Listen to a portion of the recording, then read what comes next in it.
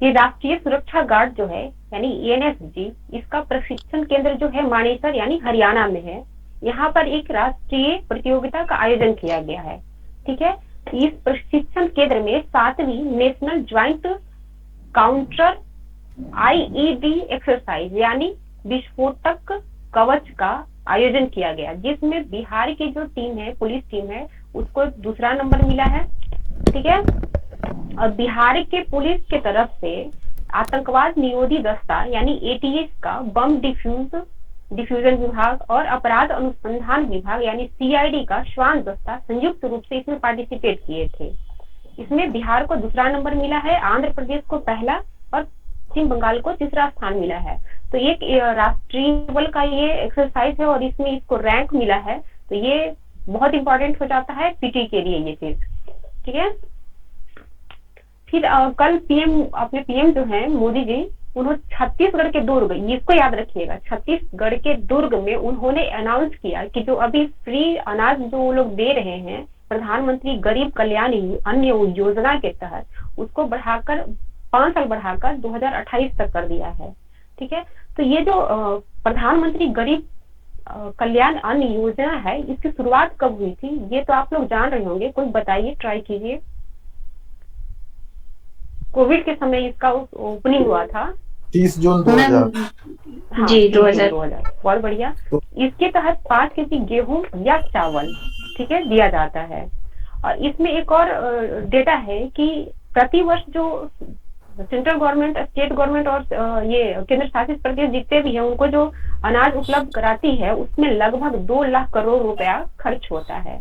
ठीक है, और अभी तक इसका 7 फेज कंप्लीट हो चुका है, ये 8वां फेज चलेगा अब।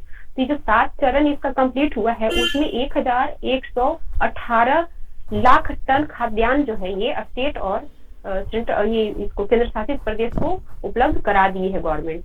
तो इस पॉइंट का आप लोग यूज करेंगे जब भूखमरी से संबंधित क्वेश्चन दिखे होंगे मेन में, वहां पे देना होगा कि उसके मतलब बचाव के लिए क्या क्या गवर्नमेंट कर रही है। कुपोषण से संबंधित अगर होगा तो भी ये जाएगा वहां पे।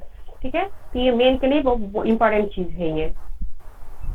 और गरीबी से भी जाएगा कि गरीबों को किस तरह से सेंट्रल गवर्नमेंट ये स्कीम के माध्यम से हेल्प कर रही है। ठीक है, ताकि उनको उनका फूड सिक्योरिटी बना रहे, उनको मिलता रहे। ठीक, तो ये बहुत जगह यूज होगा ये पॉइंट।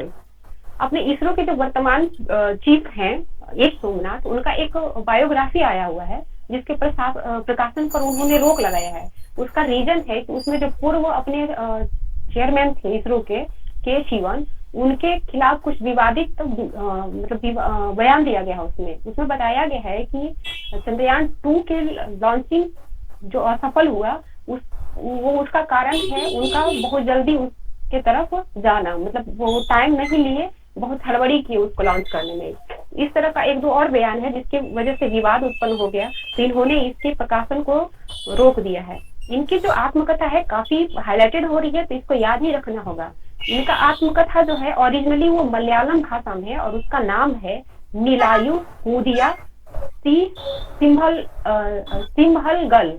ठीक है, ये मलयालम भाषा में है। इसी को अंग्रेजी में ट्रांसलेट करके Lions that drink the moonlight के नाम से मार्केट में लाया गया है। ठीक है, तो ये दोनों नाम आपको याद रखना होगा और ये काफी इंपॉर्टेंट है पीटी के लिए, बहुत इंपॉर्टेंट फैक्ट है। ये विवादित हो चुका है ये ऑलरेडी। ठीक है, और एक और रिपोर्ट आया है, उसमें बताया गया है कि भारत का जो सतही तापमान है 2021 तक बढ़कर वो 5.1 डिग्री सेंटीग्रेड तक बढ़ जाएगी, सतही तापमान। तो ये जलवायु परिवर्तन से रिलेटेड जो क्वेश्चन होगा उसमें जाएगा। राहुल जी अपना माइक बंद कीजिए, आप बहुत शोर आ रहा है उधर से। ठीक है, एक इंस्टीट्यूट है मैकिन्से हेल्थ इंस्टीट्यूट। ठीक है, इन्होंने 30 देशों के लगभग 30,000 लोगों पर सर्वेक्षण किया और उस सर्वेक्षण के आधार पर इन्होंने बताया है कि तुर्की जो है, वहां के जो कर्मचारी हैं, जो कार्य करते हैं, वो वर्ल्ड में सबसे ज्यादा खुश रहने वाले कर्मचारी है और दूसरे नंबर पर भारत आता है। इसमें ये भी बताया गया है कि जापान जो इतने तकनीक के रूप में और विकास में सब में आगे है, हम लोग को देखने में लगता है कि सबसे खुशहाल देश है, लेकिन वहाँ के जो कर्मचारी हैं वो नाखुश हैं और इस रैंकिंग में सबसे निचला रैंक उनको मिला है। ठीक है, इसी में बताया गया है कि तुर्की जो है वो 78% अंकों के साथ पहला स्थान उनको मिला है और भारत को 76% अंक के साथ दूसरा स्थान मिला है। ठीक है, और वैश्विक औसत जो है कर्मचारी के खुशहाली का वो 57% है। तो ये पीटी का फैक्ट हो जाएगा। और इस संस्थान का नाम याद रखेंगे, मैकिन्से हेल्थ इंस्टीट्यूट। ठीक है, और ये भी याद रखेंगे कि कितने कंट्री के कितने लोगों पर ये किया गया है। हो सकता है कूट वाले में ये दे ये लोग। ठीक है, एक नासा अपना एक लूसी मिशन एक लॉन्च किया था। तो उस मिशन ने एक बताया है कि एक लूसी मिशन जो है एक मिनी मून यानी छोटे चांद के टुकड़े की खोज की है जो डिकेनेस क्षुद्रग्रह की परिक्रमा कर रहा है। ठीक है, डिकेनेस और इसका चंद्रमा जो है पृथ्वी से लगभग 300 मिलियन मील यानी 48 करोड़ किलोमीटर दूर है पृथ्वी से। ये डिस्टेंस भी याद रखेंगे और ये क्षुद्रग्रह का नाम भी याद रखेंगे। अच्छा, बताइए कि लूसी मिशन नासा द्वारा क्यों लॉन्च किया गया था? इस तरह के मिशन से संबंधित क्वेश्चन आ रहे हैं। और 69 जो अभी हुआ 69 उसमें आप लोगों ने देखा होगा कि उसमें उन्होंने पूछा भी है, और वो भी एक नहीं कई कूट में दे दिए थे वो लोग और मिलान करने के लिए बोले थे। तो बताइए कि ये लूसी मिशन क्यों लॉन्च किया गया था नासा के द्वारा? किन्हीं को कोई आइडिया है क्या इस पे? लगता नहीं है, तो चलिए हम बताते हैं। इसका मेन मकसद है 2027 तक एक ट्रोजन क्षुद्रग्रह है वहां तक पहुंचना और उसके बारे में जानकारी लेना। इसी रास्ते में उनको ये डिकिनेस क्षुद्रग्रह मिला और उससे संबंधित एक छोटा चंद्रमा मिला। ठीक है, तो ये भी इंपॉर्टेंट हो जाता है पीटी के लिए। फिर एक है XAI। इसका नया नाम जो होगा AI स्टार्टअप है। ठीक है, XAI का नया नाम AI स्टार्टअप है और इसके जो ऑनर हैं वो एलन मस्क हैं। तो AI के क्षेत्र में यह स्टार्टअप है AI स्टार्टअप। ठीक है, ये पूछ सकता है कि कौन इसके ऑनर है, तो एलन मस्क है ये। फिर है कि ये भारत के प्रथम लोकपाल, ये क्वेश्चन बना है, कई बार पूछा गया है ये वनडे एग्जाम में, तो याद रखिएगा इसको। भारत के प्रथम लोकपाल, साथ ही ये पटना हाई कोर्ट के न्यायाधीश भी रहे हैं और छत्तीसगढ़ हाई कोर्ट के मुख्य न्यायाधीश रहे हैं ये है अजय कुमार त्रिपाठी। ठीक है, इनके जन्म शताब्दी पर एक पटना में कार्यक्रम आयोजित हुआ। इसका बताने का मकसद ये है कि ये पीटी में पूछ सकते हैं कि भारत के प्रथम लोकपाल कौन रहे, या पूछ देंगे कि अजय कुमार त्रिपाठी जो है वो किन किन पदों पे कार्य किए हैं। तो वो हो जाएगा भारत के प्रथम लोकपाल, पटना हाई कोर्ट के न्यायाधीश और छत्तीसगढ़ हाई कोर्ट के मुख्य न्यायाधीश के रूप में ये कार्य किए हैं। ठीक है, और ये क्वेश्चन पूछा हुआ है इसलिए इंपॉर्टेंट है, ये याद रखिएगा इसको। देखिए, परिवार न्यायालय पटना के प्रधान न्यायाधीश जो है अखिलेश कुमार झा, इनको जो है बिहार विधान परिषद के सचिव के पद पर नियुक्त किया गया है, अखिलेश कुमार झा को। ठीक है, फिर बिहार पुलिस मुख्यालय के अनुसार राज्य के 850 थानों में एक महिला हेल्प डेस्क स्थापित किया गया है और इन महिला हेल्प डेस्क में हर दिन औसतन 257 शिकायतें आ रही हैं, डेली इतना आती है। ठीक है, और इसमें बताया गया है कि मार्च से अगस्त तक यानी 6 मंथ में टोटल जो है 47,116 शिकायतें दर्ज की गई है। अब सबसे ज्यादा जो शिकायत दर्ज हुई है वो गया जिले में हुई है और सबसे कम जो हुआ है वो सुपौल में मात्र 12 शिकायतें ही दर्ज हुई है। दूसरे नंबर पे शिकायत दर्ज करने में बेतिया और तीसरे नंबर पे मुजफ्फरपुर है। तो जब ये महिला से संबंधित कोई स्कीम आप मेन में दिख रहे हो तो गवर्नमेंट महिला की सुरक्षा के लिए क्या क्या कदम उठा रही है, तो वहां पे इस पॉइंट को डाला जा सकता है कि महिला हेल्प डेस्क शुरू करके वो इनकी सहायता कंटिन्यू कर रहे हैं और मदद भी पहुंचाया जा रहा है। ठीक है, और अभी हम लोग ने 1-2 दिन पहले देखा था कि अमेरिकन एक AI कंपनी है टाइगर एनालिटिक्स, वो पटना में पहला अपना कार्यालय खोला है और बिहार में AI के क्षेत्र से जुड़ी कंपनी का ये पहला कार्यालय है। तो इसका जो कार्य है यानी टाइगर एनालिटिक्स का जो कार्य है चेन्नई स्थित जो मुख्यालय इसका वहां से ऑपरेट होती है पूरे भारत में। ठीक है, तो बिहार में AI कंपनी को बढ़ावा देने के लिए यहाँ की जो गवर्नमेंट है, जैसे बियाडा के माध्यम से उद्योग को जमीन दिया जाता है, उसी प्रकार से AI कंपनी के लिए भी जगह ये उपलब्ध करा रहे हैं बिहार गवर्नमेंट। साथ ही यहाँ की जो औद्योगिक प्रोत्साहन नीति है 2016, उसके तहत जो भी सुविधाएं उद्योग को लगाने के लिए दिया जाता है वो सारे एआई कंपनियों को भी दिया जा रहा है। ठीक है, तो इससे क्या होगा, अपने यहाँ रोजगार बढ़ेगा। तो इसका यूज आप मेन में भी करेंगे, जब बिहार दिखाएंगे वहाँ पे बिहार गवर्नमेंट रोजगार की वृद्धि के लिए क्या कर रही है, या यहाँ पे जो उद्योग है उसके लिए क्या कर रही है, तो वहाँ पे इस पॉइंट को आप दिखा सकते हैं। ये जीएस पेपर 2 में जाएगा।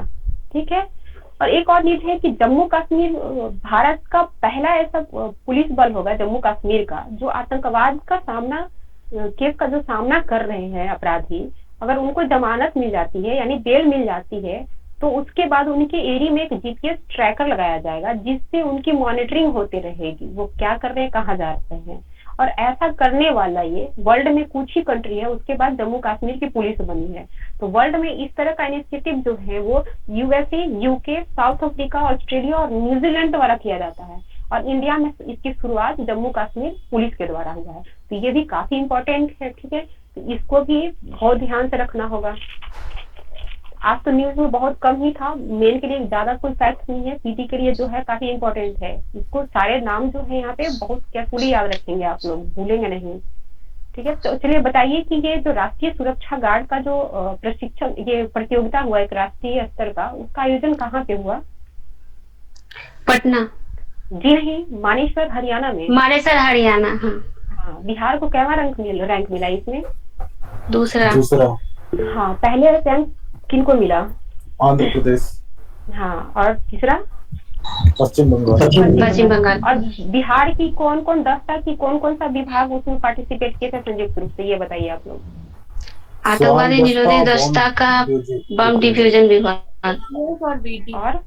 और नेशनल जॉइंट काउंटर विस्फोटक कवच।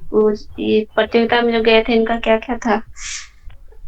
एक स्वान दस्ता था। पूछ रही हूँ। हाँ, तो आप लोग क्या बता अच्छा, रहे हैं? बॉम्ब डिफेंस स्वान दस्ता। हाँ, ठीक है। और अपराध अनुसंधान विभाग।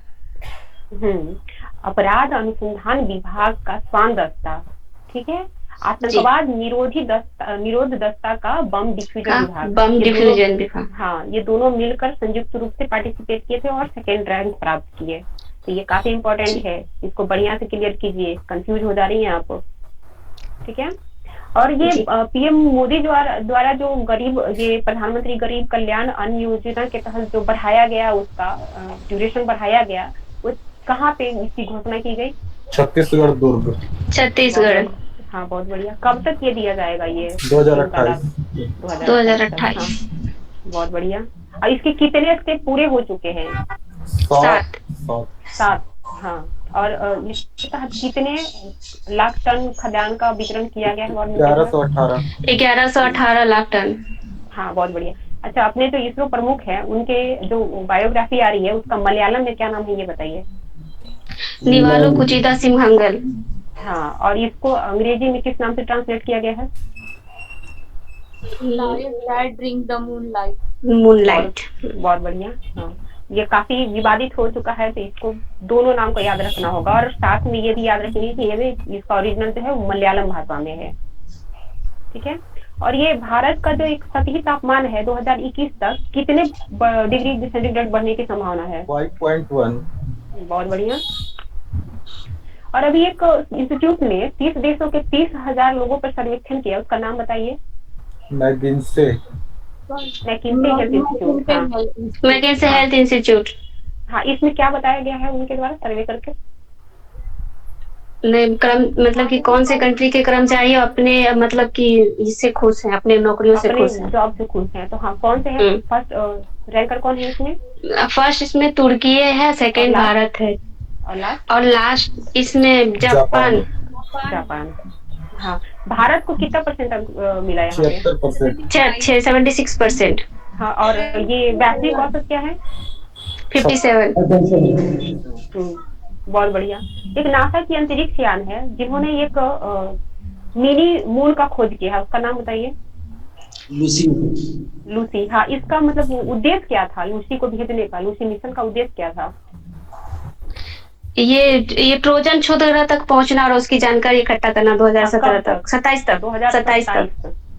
जी, ठीक है। अब ये भारत के प्रथम लोकपाल कौन थे? अजय कुमार त्रिपाठी। बहुत बढ़िया। और अपने ये परिवार न्यायालय के जो हैं प्रधान अखिलेश न्यायाधीश कुमार झा। अखिलेश कुमार झा। इनको क्या बनाया गया? बिहार विधान परिषद का सचिव। विधान परिषद के सचिव। बहुत बढ़िया। बिहार पुलिस मुख्यालय के अनुसार बिहार में जो है महिला प्रतिदिन औसत कितने शिकायत दर्ज करा रही हैं? 251। 257। 257। पूनम, आप गड़बड़ बोल रही हैं, कहाँ है आपका ध्यान? मैम गड़बड़ लिख ही लिए हैं। हाँ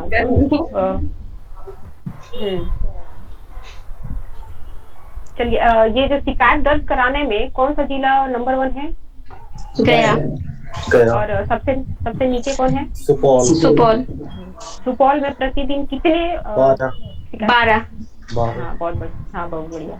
ये जो टाइगर एनालिटिक्स है, इसका मेन मुख्यालय कहाँ है, जहाँ से वो अपने वर्क को? चेन्नई। नहीं मैम, सिलिकॉन वैली नहीं, भारत में चेन्नई वहां से ऑपरेट करते हैं अपने वर्क को पूरे इंडिया में। ठीक है। और इनका पहला भारत में जो है कहाँ पे खुला? बिहार में इनका पहला कार्यालय कहाँ पे खुला? पटना में। हाँ, तो इसको बिहार गवर्नमेंट कौन कौन सा सुविधा दे रही है, ये बताइए आप लोग। याडा के तरफ से जैसे जमीन दिया जाता है, इसको भी वैसे ही दिया जाएगा। इसको भी जगह उपलब्ध कराया जा रहा है। और जो और मतलब कि जो प्रोत्साहन नीति के तहत जो भी सुविधाएं इन सेक्टर को उपलब्ध करवाई जाएगी, को दिया जाता है, वो सारी सुविधाएं इस एआई कंपनी को भी दिया जाएगा। ठीक है। ये औद्योगिक प्रोत्साहन नीति आया कब था बिहार में? 2016। हाँ बहुत बढ़िया। और भारत की वैसी किस स्टेट की पुलिस जो है एक न्यू इनिशिएटिव ली है, वो क्या है और कौन सी पुलिस है वो, ये बताइए। जम्मू कश्मीर की पुलिसिंग है। जो आतंकवादी जो रिहा होते हैं उनके सर पैर मतलब चिप लगाएंगे, जिससे उनकी जो गतिविधि है उसको ट्रैक किया जाएगा। हाँ ठीक है, चलिए बहुत बढ़िया। ये अभी काफी हाईलाइटेड हो रहा है। ये इस पे को मतलब ये एक ऑनलाइन सट्टा लगाने का ऐप है। इस पे अभी विवाद इसलिए हो रहा है कि इसके जो ऑनर है भूपेल बघेल, इनको बहुत बड़े अमाउंट में राशि की प्राप्ति हुई है और उन पे आरोप लगाया जा रहा है कि ये जो राशि है वो छत्तीसगढ़ में जो इलेक्शन होने वाली है वहां पे वो अपोजिशन के जो लीडर हैं उनको वो दिया जा रहा है उसके कैंपेनिंग के लिए और मतलब इलेक्शन जिताने के लिए। ठीक है, इसलिए ये काफी हाईलाइटेड है, तो हो सकता है ये पूछे महादेव ऐप के बारे में। ठीक है, तो इस पे जो इल्जाम ये लगा है, इसको लेकर हमारे जो सेंट्रल गवर्नमेंट की आईटी विभाग है, इस ऐप को तो ब्लॉक किया ही, साथ में 21 और ऐप को जो कि इसी तरह के वर्क कर रहे थे उनको ऐप ब्लॉक कर दिया गया है। ठीक है, और ये जो महादेव ऐप है, ये जो है वो क्रिकेट, बैडमिंटन के साथ साथ कई और अन्य प्रकार के खेल, उसके बाद देश में होने वाले जितने चुनाव हैं उससे संबंधित सट्टेबाजी ये लोग कर रहे थे। ठीक है, इसीलिए इनको ब्लॉक करा गया है। एक इसमें आज के आर्टिकल में एक इंफॉर्मेशन दिया गया है कि इस तरह की जो भी ऐप, संदिग्ध ऐप हैं, उसको स्टेट गवर्नमेंट भी ब्लॉक कर सकती है। उसके लिए आईटी एक्ट की धारा 69A में प्रावधान है। तो हो सकता है इस महादेव ऐप के बारे में आपसे पूछ दे कि इसमें कौन सही है कौन सा नहीं है, तो ये आईटी एक्ट की जो धारा है इसको भी याद रखेंगे। ये ऐप किससे रिलेटेड है, क्या वर्क कर रही थी, ये भी याद रखेंगे, और साथ में इसके ऑनर कौन है ये भी याद रखेंगे। काफी इंपॉर्टेंट है, बहुत हाईलाइटेड है। ऐप के बाद में ऑर्डर ये लोग पूछते रहते हैं वन लाइनर एग्जाम में। ठीक है, तो इम्पोर्टेंट है, इसको रखेंगे ध्यान में आप लोग। हमारे जो रक्षा मंत्री हैं राजनाथ सिंह, उन्होंने यहाँ तक एक मतलब सशस्त्र बलों में जो महिलाएं कार्य कर रही हैं, जो सैनिक के रूप में, नाविक के रूप में या वायुसेना में, तो उनको उनके जो अधिकार हैं वो अदर ऑफिसर, जो महिला ऑफिसर है, उनके इक्विवेलेंट करने के लिए उन्होंने कहा है कि मातृत्व, शिशु देखभाल और दत्तक ग्रहण अवकाश देने संबंधी जो प्रस्ताव है वो एक समान होंगे। मतलब जो अधिकार महिला अधिकारी को मिलता था, अब उसमें किसी भी पद पे कार्यरत है कोई भी महिला कर्मचारी, उनको भी दिया जाएगा। यानी कहा गया है कि ये मातृत्व लाभ अधिनियम जो है उसमें संशोधन करके उन लोगों को भी इस दायरे में लाया गया है। इसमें कुछ पॉइंट है जो उनको दिया जाएगा, उसका लाभ दिया जाएगा। तो इसमें बताया गया है कि प्रत्येक बच्चा के लिए पूरे वेतन के साथ 180 दिनों तक मातृत्व अवकाश दिया जाएगा। और ये जो अवकाश है वेतन के साथ वो प्रथम 2 बच्चों पर ही लागू होगा। ठीक है। उसके बाद बताया गया है कि जो महिला अधिकारी हैं उनको अपने पूरे जो सेवा कार्यकाल है उसमें कुल 360 दिनों का शिशु देखभाल अवकाश दिया जाता है, जब तक कि उनका बच्चा 18 साल पूरा ना कर ले। मतलब 360 दिन उनको मिलेगा बच्चों की देखभाल करने के लिए, छुट्टी मिलेगा उनको। ठीक है। और इसमें एक चीज और है कि 1 वर्ष से अगर कम आयु के कोई बच्चा गोद लेते हैं महिला अधिकारी सशस्त्र बल वाले, ठीक है, तो उनको जो है जिस दिन से उन्होंने गोद लिया है उस तिथि के बाद से 180 दिनों के लिए दत्तक ग्रहण छुट्टी दी जाएगी। तो ये पॉइंट भी इसका इम्पोर्टेंट है और ये हाईलाइटेड है। एक्ट तो बहुत पुराना है बट अभी इसका चर्चा आ गया है, तो हो सकता है आने वाले दिनों में ये एग्जाम में दिख जाए। तो ये 3-4 पॉइंट जो है इनका आपको याद रखना होगा। फिर आज के दिन से यानी 6 नवंबर से ही सेंट्रल गवर्नमेंट जो है एक डिसीजन ली है, वो जो है एक भारत आटा के नाम से, ठीक है, खुले मार्केट में जो आटा बिक रही है उससे सस्ता मार्केट में आटा बेचेंगे और उसका जो प्राइस होगा 27 रुपए केजी प्रति किलो होगा। ठीक है। तो ये भी काफी इम्पोर्टेंट है। और ये क्यों लिया गया है, और ये जो भारत आटा नाम से जो आएगा मार्केट में आटा, इसका उद्घाटन जो है पीयूष गोयल के द्वारा किया जाएगा। ये क्यों लाया गया है मार्केट में इस स्कीम को, इसलिए कि अभी देख रहे होंगे कि गेहूं का दाम कंटिन्यू बढ़ रहा है, फेस्टिवल भी चल रहे हैं जिससे वो डिमांड बढ़ जाता है मार्केट में। तो इसलिए ये गवर्नमेंट अपना डिसाइड की है कि सस्ता दर पे जो है आटा वो गरीबों के लिए मार्केट में लाया जाएगा ताकि उनको कोई असुविधा ना हो। ठीक है। तो भारत आटा ये ब्रांड का नाम होगा, इसको भी याद रखेंगे आप लोग। और एक और आज बताया गया है अपना ऊर्जा सेक्टर में बताया गया है कि ये जो चालू वर्ष है अपना 2023, इसके जो 7 माह बीते हैं अप्रैल से अक्टूबर तक का, उसमें जो ऊर्जा खपत की जो वृद्धि है वो 9.4% हो गई है।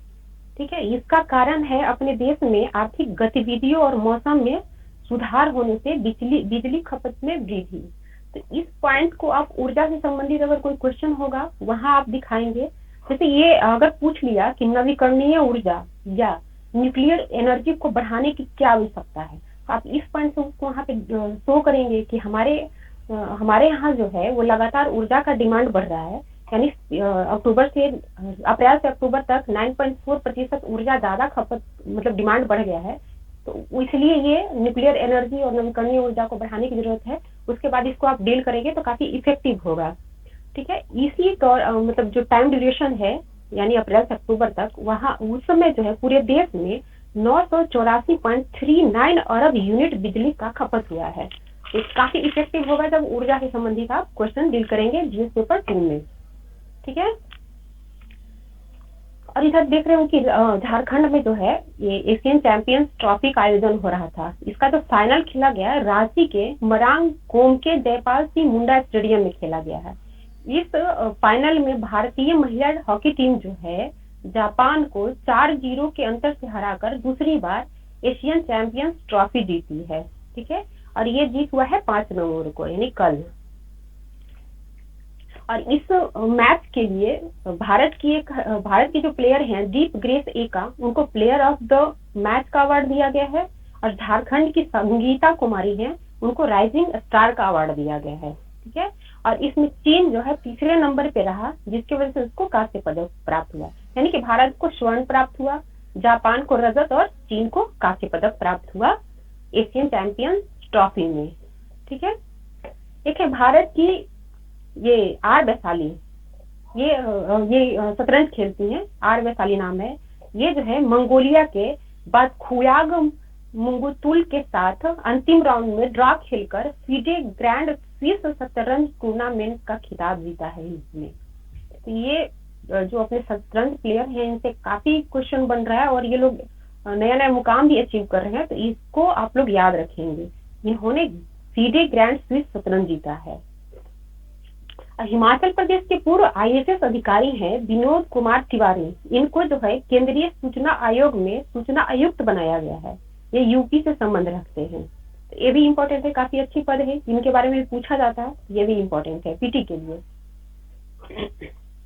और आज के पेपर में ये देखेंगे कि उद्योग से संबंधित कुछ मतलब अच्छे से पॉइंट्स दिए हुए हैं उसमें दिखाया जा रहा है कि किस तरह से आयात हमारा कम हो रहा है और निर्यात बढ़ रहा है और इकोनॉमी अपना बूस्ट हो रहा है। तो इसमें कुछ मतलब बताया गया है पॉइंट कि क्यों अपना आयात कम हो रहा है। तो इसमें बताया गया है कि दूसरे देशों से आने वाले कुछ निश्चित उत्पादों पर प्रतिबंध और पीएलआई स्कीम और आवश्यक गुणवत्ता मानकों जैसे सरकारी प्रयास की मदद से गैर जरूरी वस्तुओं के आयात में कमी हुई है। और ये जो गैर जरूरी वस्तु है वो उनमें है टीवी, टायर, वॉलपेपर और एसी, गैस, कंप्रेस्ड जैसी वस्तुएं शामिल है। ठीक है, तो जब भी ये आप इंडस्ट्री से रिलेटेड कोई क्वेश्चन डील करेंगे तो उसमें ये पॉइंट जाएगा। ठीक है, इसमें और ये डाटा दिया गया है कि बताया गया है कि वाणिज्य मंत्रालय के अनुसार वित्त वर्ष 2022-23 में टायर का आयात जो है 74% घटकर $7.4 करोड़ का रहा, जो 2019-20 में $27.6 करोड़ था। और इसी में बताया गया है कि वॉलपेपर का आयात जो है 77% घटकर $1 करोड़ रहा, जो पिछले समान वित्त वर्ष मतलब समान अवधि में 4.4 करोड़ का था। इस तरह का बहुत सारा डाटा इसमें दिया हुआ है और जब भी उद्योग के बारे में आप डील करेंगे तो ये कुछ वहाँ पे डेटा देना होगा आपको, क्यों अपना आयात जो है कम हो रहा है ये बताना होगा कि गवर्नमेंट ये स्कीम चला रही है जिसकी वजह से इसका आयात कम हो रहा है। और ये शो करता है कि इंडियन इकोनॉमी जो है बूस्ट हो रही है क्योंकि इसका उत्पादन यहीं पे हो रहा है और खपत भी यहीं हो रहा है। तो बाहर अपना डॉलर जा नहीं रहा है तो इंडियन इकोनॉमी को तो बूस्ट करेगा ही ये। एक इधर देखे होंगे कि ये जो वॉलपेपर है ना उसके लिए उसके आयात में कमी लाने के लिए एक स्कीम लागू की थी इंडियन गवर्नमेंट, वो था पेपर इंपोर्ट मॉनिटरिंग सिस्टम। ठीक है, ये भी हो सकता है पूछ दे कि ये क्या है, किससे रिलेटेड है, ये भी इंपॉर्टेंट है, इसको भी याद रखेंगे आप लोग। ठीक है, एक देखिए ये कंपोजिट वाटर मैनेजमेंट इंडेक्स जो 2008 में नीति आयोग द्वारा शुरू किया गया था, अब इसको समाप्त किया जा रहा है। इसका रीजन है, इनका नीति आयोग का कहना है कि भूमिगत जल उपलब्धता का जो डाटा है वो त्रुटिपूर्ण है, जिसकी वजह से ये इंडेक्स सही नहीं हो रहा है, इसलिए इसको बंद कर दिया जाएगा। ठीक, और इसमें एक कुछ कृषि से रिलेटेड जो निर्यात और आयात होती है, तो किस चीज का आयात ज्यादा होता है, किस चीज का निर्यात ज्यादा होता है, उसका कुछ डाटा दे रखा है जिसको आप मेन में यूज करेंगे और काफी इफेक्टिव भी होगा। तो इसमें बताया गया है कि कृषि उत्पादों का निर्यात जो है सर्वाधिक होता है। सबसे पहले समुद्री उत्पाद का निर्यात ज्यादा होगा, उसके बाद गैर बासमती चावल का होगा, फिर बासमती चावल का होगा, उसके बाद मसाला का होगा। ठीक है, उसी तरह से आयात क्या क्या हम लोग करते हैं, कृषि उत्पाद बाहर से क्या क्या मंगाते हैं, खाद्य तेल, सबको पता है कि सबसे ज्यादा आता है खाद्य तेल कृषि उत्पाद के रूप में। उसके बाद दाल को मंगाया जाता है। ये भी कहा जाता है कि इंडिया जो है सबसे ज्यादा प्रोडक्शन दाल का करता है, लेकिन फिर भी इनको आयात करना पड़ता है क्योंकि यहाँ पे उसका कंजप्शन ज्यादा है। ठीक है, उसके बाद ताजे फल मंगाए जाते हैं बाहर से, उसके बाद काजू मंगाए जाते हैं। ये भी कृषि से संबंधित जब आप मेन में लिखेंगे पॉइंट तो वहाँ पे ये देना होगा। ठीक है, एक है हीरालाल सामरिया, इनको भारत के नए मुख्य सूचना आयुक्त बनाया गया है और ये पहले दलित सीआईसी हैं। इनका संबंध राजस्थान से है, ये राजस्थान के इंसान है, पहले दलित सीआईसी हैं, इंपॉर्टेंट हो जाते हैं, ये पूछ सकता है, ये नाम याद रखिएगा, हीरालाल समरिया। ठीक है, फिर देखिए नोवाक जोकोविच जो टेनिस प्लेयर हैं, इन्होंने ग्रिगोर दमित्रोव को हराकर 7वीं बार पेरिस मास्टर चैंपियनशिप का खिताब जीता है। ये भी रखेंगे याद आप लोग। ठीक है, एक है रूस के परमाणु चलित पनडुब्बी इम्पीरेटर अलेक्जेंडर 3, इससे तहत न्यूक्लियर हथियार ले जाने में सक्षम बुलवा बैलिस्टिक मिसाइल का परीक्षण किया गया है। तो याद होगा पिछले बार इसी तरह का कोई परीक्षण किया था रूस और वो एग्जाम में पूछ दिया गया था। तो ये दोनों आप नाम याद रखेंगे, इम्पीरेटर अलेक्जेंडर 3 क्या है और बुलवा बैलिस्टिक मिसाइल, दोनों को याद रखना होगा आप लोग को। और बिहार से आइए रिलेटेड कुछ न्यूज देखते हैं। एक डाटा आया है जिसमें बताया गया है कि बिहार में जो है सबसे ज्यादा पराली जलाने का जो आंकड़ा है सबसे ज्यादा वो रोहतास, कैमूर और बक्सर में है। वो क्यों इन जिलों में ज्यादा जलाए जाते हैं, क्योंकि यहाँ कंबाइन हार्वेस्टर का उपयोग किया जाता है, जिसकी वजह से जो पराली है वो खेत में ही रह जाते हैं। तो किसान अपना मतलब खेत को खाली करने के लिए उसमें दूसरा उत्पाद लगाने के लिए इसको जला देते हैं, जिसकी वजह से इन 3 क्षेत्र में ज्यादा पराली जलाने की घटना हो रही है और वायु पोल्यूशन देखा जा रहा है। ठीक है, इसमें बताया गया है कि पिछले 4 वर्षों में देखा जाए तो बिहार का जो 20 जिला है उसमें पराली जलाने की जो घटना है 7,356 घटनाएं सामने आई हैं। इसका उपयोग आप प्रदूषण से संबंधित यानी एयर पोल्यूशन से संबंधित जब वो डील करेंगे क्वेश्चन को, तो वहां पे ये देना ही देना होगा ये, ठीक है। और इस समस्या के समाधान के लिए बिहार गवर्नमेंट के द्वारा कुछ इनिशिएटिव ली गई है। बिहार सरकार जो है इसके समाधान के लिए चीनी mill, thermal power plant, ethanol plant में पराली के उपयोग को बढ़ावा देने के लिए एक रणनीति बनाई है। तो ये भी पॉइंट आपको देना होगा समाधान के रूप में कि वायु पोल्यूशन को रोकने के लिए बिहार गवर्नमेंट क्या क्या कर रही है। तो ये पॉइंट वहां जाएंगे और वायु पोल्यूशन कैसे हो रही है उसको दिखाने के लिए ऊपर वाला जो बताया है पॉइंट मैंने 2 वो जाएगा वहां पे, यानी कि यहाँ पे कारण भी है और समाधान भी है, दोनों चीज है। अब एक चीज और बिहार के नाम में एक चीज और जुड़ गया है, इनको जो है राष्ट्रपति के द्वारा खाद्य प्रसंस्करण क्षेत्र में बेहतर प्रदर्शन के लिए अवार्ड दिया गया है। और ये जो अवार्ड है भारत मंडपम में बिहार के उद्योग विभाग के अपर मुख्य सचिव संदीप पौंडरिक और खाद्य प्रसंस्करण निदेशक विवेक रंजन मैत्रेय ने ग्रहण किया है। ये अवार्ड बिहार को प्रधानमंत्री सूक्ष्म खाद्य प्रसंस्करण योजना यानी PMFME के बेहतर प्रदर्शन के लिए ये दिया गया है। तो इस तरह का कोई भी पुरस्कार अगर बिहार को मिलता है किसी भी सेक्टर में तो वो पूछते ही है लोग, तो इसको याद रखेंगे आप लोग, ठीक है। अब आइए देखते हैं आज के पेपर में वायु पोल्यूशन को लेकर आर्थिक नुकसान और वायु पोल्यूशन को रोकने में हम लोग जैसे जो नागरिक हैं वो कैसे हेल्प कर सकते हैं, इसमें बहुत बेहतरीन से दिया हुआ है, ठीक। तो वो देखते हैं जरा हम लोग वायु पोल्यूशन से। तो वायु पोल्यूशन का तो बहुत सारा जो कारण निवारण जो था हम लोगों ने कुछ दिन पहले देखा है। अब इसका आर्थिक नुकसान हम लोग देखते हैं। इसमें बताया गया है कि राज्यों के सकल घरेलू उत्पाद को 0.67% से लेकर 2.15% तक नुकसान होता है वायु पोल्यूशन के कारण, ठीक है। जब वायु पोल्यूशन में अगर पूछेगा तो ये एकदम दीजिएगा क्योंकि ये करेंट का डाटा है सब।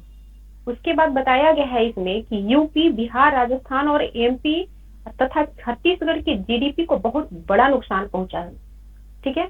इसमें क्या है, इसमें एक और पॉइंट जाएगा कि इसमें खपत में गिरावट आती है। कैसे? जब वायु पोल्यूशन अधिक होता है तो लोग घर में रहना ज्यादा पसंद करते हैं, बाहर निकलना कम पसंद करते हैं, क्योंकि बहुत सारी तात्कालिक लक्षण उनमें दिखने लगता है, जिसके वजह से खरीदारी नहीं कर पाते हैं और खरीदारी नहीं होने की वजह से ये खपत में गिरावट देखी जाती है। इसमें एक केस बताया गया है कि 2019 में अगर प्रदूषण का स्तर बेहतर होता, यानी जितना पोल्यूशन 2019 में था अगर उतना ना होता, उससे कम होता, तो उपभोक्ता वाली वस्तु बेचने वाली कंपनियों को लगभग $22 अरब का लाभ होता। तो ये चीज आप अगर वहां दिखाएंगे कि पॉल्यूशन से क्या क्या नुकसान हो रही है, किस तरह से हो रही है, अर्थव्यवस्था को क्षति हो रही है, तो क्या ये इफेक्टिव नहीं होगा? ये नंबर नहीं देंगे? बिल्कुल देंगे वहां, ठीक है। इसका जो सबसे ज्यादा असर जो होता है वायु पोल्यूशन का, वो होता है कपड़ों की खरीद और बाहर खाने वाले जो बाहर जो स्ट्रीट फूड वगैरह बनाते हैं या जो रेस्टोरेंट वगैरह चलाते हैं, तो उनको सबसे ज्यादा नुकसान होता है। यानी कि कपड़ा सेक्टर और फूड सेक्टर को बहुत ज्यादा नुकसान होता है, क्योंकि लोग तो घर में बैठ जाते हैं, बाहर जाएंगे ही नहीं, तो खाएगा कौन और खरीदेगा कौन, ठीक है। इसमें तीसरा पॉइंट हो जाता है जो कारोबारी एसेट्स जो है वो खराब होते हैं। जैसे जब वातावरण में ये सल्फर डाइऑक्साइड की मात्रा बढ़ती है या इस तरह के अन्य प्रदूषक जो है जो बढ़ती है, तो वो जो है इलेक्ट्रॉनिक सर्किट को तेजी से खराब करते हैं, जिसके कारण बहुत सारे सामान खराब हो जाते हैं और वो मतलब यूजलेस हो जाते हैं, ठीक है। तो वायु प्रदूषण से कृषि उपज में 5% से लेकर 12% तक का नुकसान होता है, तो काफी बड़ा नुकसान है ये चीज। उसके बाद और चौथा पॉइंट के रूप में दिया गया था कि असमय मौत से आर्थिक नुकसान भी होती है।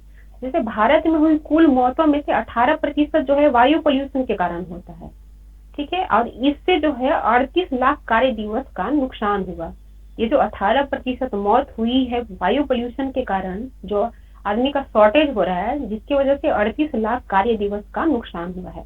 तो क्या अगर उसके परिणाम में, वायु पोल्यूशन के परिणाम में ये डाटा अगर करंट का जो पुट किया जाए, तो एग्जामिनर नंबर देने को विवश नहीं होंगे? बिल्कुल होंगे। अगर आप जो प्रचलित वे है अगर वही लिख कर आएंगे तो फिर एवरेज ही नंबर मिलेगा। इसलिए ये जो करंट आ रहा है पेपर में कंटिन्यू, इसमें बहुत अच्छे से फोकस रखना होगा आपको। अब ये जो स्रोत है, ये जो आर्थिक नुकसान का स्रोत है, वो है डेलबर्ग एडवाइजर्स का, ठीक है। ये सोर्स भी काफी तगड़ा है ये, इस सोर्स का नाम देते हुए ये सब बताएंगे आप लोग वहाँ। फिर इसको जो हम लोग नागरिक जो है यहाँ के, उसको कैसे रोक सकते हैं वायु पोल्यूशन से, उनकी भी कुछ जिम्मेदारी है, उसके बारे में डील किया गया। अगर आप लोगों ने मेन का देखा होगा क्वेश्चन, तो उसमें देखा होगा कि ये लोग पूछते हैं कि साइंस टेक में पूछते हैं कि इसमें बताइए कि जो आम नागरिक हैं वो किस तरह से हेल्प करेंगे पॉल्यूशन को सुधारने में। ठीक है, तो ये पॉइंट वहां दिया जाएगा। उसमें बताया गया है कि जो सार्वजनिक परिवहन है उसका इस्तेमाल कम करें। यानी आप लोग कहीं भी जाते हैं तो निजी वाहन की जगह पे अगर सार्वजनिक वाहन को प्रेफर करेंगे तो उससे क्या होगा, ईंधन बचेगा। ईंधन बचने से, ईंधन की जो अधिकतर यहाँ इंडिया में जो ईंधन की आपूर्ति होती है जीवाश्म ईंधन से होती है। ईंधन बचेगा, जीवाश्म ईंधन का जीवाश्म का कम उपयोग होगा, जिससे वायु पोल्यूशन कम होगा, साथ में आर्थिक बचत भी होगी इससे। फिर है कि ये हम लोग देखते हैं कि घर में अक्सर दिन में भी लाइट को जलाकर छोड़ देते हैं, क्योंकि पर्याप्त मात्रा में सूर्य की रोशनी आती है, फिर भी लाइट जल रहे होते हैं। अगर इन लाइटों को बंद कर दिया जाए तो ऊर्जा की कम खपत होगी, जिससे वायु पोल्यूशन कम होगा। ऊर्जा बनाने में जो जीवाश्म ईंधन का उपयोग कम होगा तो वायु पोल्यूशन कम होगा ही होगा। उसके बाद है कि उत्पाद जो है जहां तक संभव होगा उसको रीयूज कीजिए, रिसाइकल कीजिए। ये जो है सबसे इफेक्टिव है। अगर दोबारा इस्तेमाल कर लिया जाए किसी भी उत्पाद को, तो उसके नए यूनिट बनाने में जो ऊर्जा खपत होगी उससे जो वायु पोल्यूशन होगा उससे राहत मिलेगी। और बताया गया है कि उत्पादों की रिसाइकिल करना नए उत्पाद बनाने की तुलना में ज्यादा ऊर्जा कुशल है। ठीक है, फिर इसमें नेक्स्ट पॉइंट बताया गया है, कचरा जलाने और सिगरेट पीने से बचें। देखते हैं कहीं भी कचरा जला दिया जाता है, कितने उससे हानिकारक गैस निकलते हैं, जिससे वायु पोल्यूशन होता है और बहुत सारे रोग भी होते हैं यहाँ पे। तो अगर ये करने से बचा जाए तो वायु को पोल्यूटेड होने से काफी हद तक बचाया जा सकता है। और साथ ही सिगरेट जो लोग पीते हैं उससे भी हवा की गुणवत्ता खराब होती है। तो लोगों को यहाँ पे जागरूक भी करना होगा कि आप खुलेआम स्मोकिंग ना करें, ताकि वायु अपना प्रदूषित होने से बचे। तो आप लोग देख रहे हैं कि पिछले कंटिन्यू कुछ दिनों से 10-15 दिन से कंटिन्यू वायु पोल्यूशन पे आर्टिकल आ रहा है। ऐसा कोई एस्पेक्ट है इसका जो छूट गया है? अब बिल्कुल नहीं है। किसी भी तरह का अगर बीपीएससी क्वेश्चन पूछती है मेन में, तो जितना मैंने बताया है पिछले कुछ दिनों में सारे क्वेश्चन टच होंगे और एकदम करेंट डाटा के साथ टच होंगे वो। तो इसलिए बोला जाता है कि पेपर को काफी अच्छे से पढ़िए और जो आपको बताया जा रहा है मेन के लिए उसको एक जगह नोट कीजिए, क्योंकि ऐसे रखिएगा तो फिर वो मिलेगा नहीं। ठीक है, चलिए आप लोग बताइए ये महादेव ऐप है क्या? बोलिए। जी, ऑनलाइन महादेव ऐप एक तरह का ऑनलाइन सट्टा ऐप है। हाँ, इसके ऑनर कौन है? वो भूपेश बघेल। भूपेल बघेल। ठीक है, ठीक है। और ये महादेव ऐप के साथ कितने और ऐप को बैन किया गया है इंडिया में? 21 और ऐप को बैन किया गया है। हाँ, मतलब टोटल हो गए 22। राज्य सरकार जो है किस धारा के तहत इस प्रकार के ऐप को ब्लॉक कर सकती है? 69 हाँ, आईटी एक्ट की धारा के 69 के तहत। और रक्षा मंत्री द्वारा जो है वो किस बल के लिए ये जो मातृत्व हित लाभ है उस अधिनियम का लाभ को बढ़ाकर सारे महिला अधिकारी कर्मचारी जो भी हैं सबके लिए किया गया है? किस सशस्त्र बल के लिए? सशस्त्र बल के लिए। ठीक है। एक अपना सेंट्रल गवर्नमेंट जो है मार्केट में सस्ता आटा बेच रही है, किस ब्रांड के तहत बेचेगी? भारत आटा। हाँ, और इसमें जो आटा है वो कितने रुपए प्रति केजी के दर से उपलब्ध कराया जाएगा? हाँ हाँ, ठीक है। और ये चालू वित्त वर्ष के जो अप्रैल और अक्टूबर के जो 7 माह है उसमें अपनी जो ऊर्जा जरूरत जो कितना प्रतिशत उसमें वृद्धि देखी गई है? 9.4%। 9.4। हाँ, बहुत बढ़िया। और ये एशियन चैंपियंस ट्रॉफी कौन जीता है, किनको हराकर? जापान को हरा के जीता है इंडिया। हाँ, कितनी बार जीता ये? दूसरी बार।